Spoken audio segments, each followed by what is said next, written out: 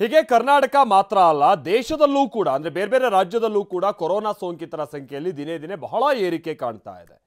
ಹಾಗಾದ್ರೆ ದೇಶದಾದ್ಯಂತ ಕೊರೋನಾ ಸೃಷ್ಟಿಸಿರುವಂತಹ ಆತಂಕ ಎಂತಹದ್ದು, ಯಾವ್ಯಾವ ರಾಜ್ಯಗಳಲ್ಲಿ ಎಷ್ಟೆಷ್ಟು ಕೇಸಸ್ಗಳು ಕಂಡು ಬರ್ತಾ ಇದೆ, ಕೊರೋನಾವನ್ನ ಮಟ್ಟ ಹಾಕುವಂತ ನಿಟ್ಟಿನಲ್ಲಿ ಮಾರ್ಗಸೂಚಿಗಳು ಏನೇನು ಈಗ ಸರ್ಕಾರ ಹೊರಡಿಸಿರುವಂಥದ್ದು, ಬನ್ನಿ ನೋಡೋಣ.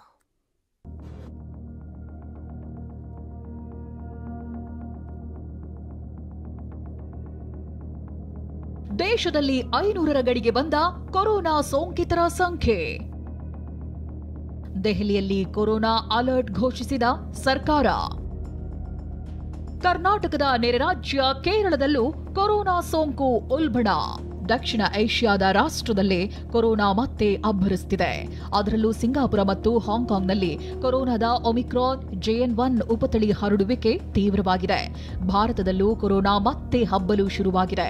ಇದುವರೆಗಿನ ಮಾಹಿತಿ ಪ್ರಕಾರ ಭಾರತದಾದ್ಯಂತ ಒಟ್ಟು 450ಕ್ಕೂ ಹೆಚ್ಚು ಕೊರೋನಾ ಪಾಸಿಟಿವ್ ಕೇಸ್ ಪತ್ತೆಯಾಗಿದೆ.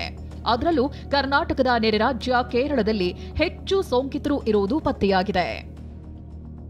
ಕೇರಳ ರಾಜ್ಯವೊಂದರಲ್ಲೇ ಅತಿ ಹೆಚ್ಚು ಅಂದ್ರೆ ಬರೋಬ್ಬರಿ 273 ಕೊರೋನಾ ಸೋಂಕಿತರಿರುವುದು ಗೊತ್ತಾಗಿದೆ. ಇನ್ನು ಮಹಾರಾಷ್ಟ್ರದಲ್ಲಿ 45 ಕೊರೋನಾ ಪಾಸಿಟಿವ್ ಕೇಸ್ ಇದೆ. ಗುಜರಾತ್ನಲ್ಲಿ 40 ಜನರಿಗೆ ಹೆಮ್ಮಾರಿ ಒಕ್ಕರಿಸಿರುವುದು ದೃಢವಾಗಿದೆ. ಇನ್ನು ಕರ್ನಾಟಕದಲ್ಲಿ ಒಟ್ಟು 36 ಜನರಿಗೆ ಕೊರೋನಾ ಸೋಂಕು ತಗುಲಿದೆ. ರಾಷ್ಟ್ರ ರಾಜಧಾನಿ ದೆಹಲಿಯಲ್ಲಿ 23 ಮಂದಿಗೆ ಕೊರೋನಾ ಪಾಸಿಟಿವ್ ಬಂದಿದೆ.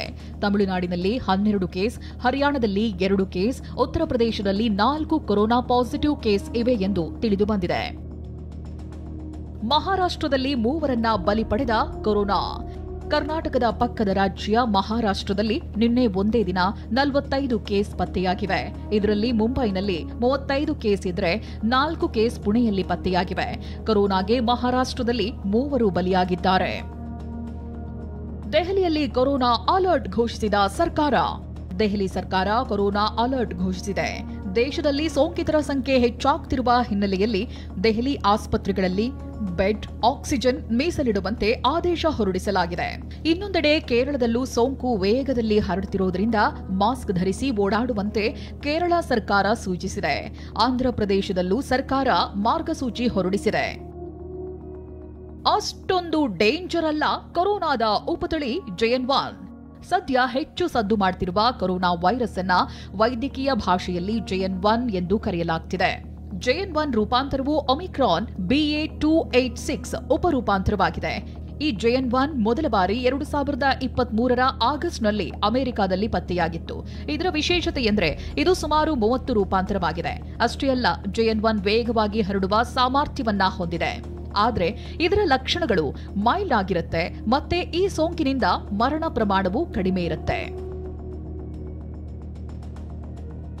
ಇನ್ನು ಕೊರೋನಾದ JN1 ರೂಪಾಂತರಿಯ ಪ್ರಮುಖ ಲಕ್ಷಣಗಳು ಏನು ಅನ್ನೋದನ್ನ ನೋಡುವುದಾದ್ರೆ, ಗಂಟಲು ನೋವು, ಸೀನುವುದು, ಸೋರುತ್ತಿರುವ ಮೂಗು, ಕೆಮ್ಮು, ನಿದ್ರೆಯ ಕೊರತೆ, ತಲೆನೋವು ಹಾಗೂ ಆತಂಕ, ಸ್ನಾಯು ನೋವು, ಆಯಾಸ ಮತ್ತೆ ದೌರ್ಬಲ್ಯದಂತ ಲಕ್ಷಣಗಳು ಕಾಣಿಸುತ್ತದೆ.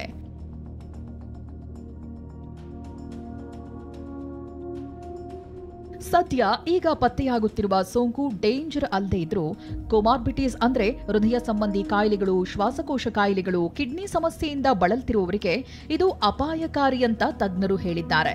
ಹೀಗಾಗಿ ಎಲ್ಲರೂ ತಮ್ಮ ಎಚ್ಚರಿಕೆಯಲ್ಲಿದ್ರೆ ಒಳ್ಳೆಯದು. Bureau report TV9.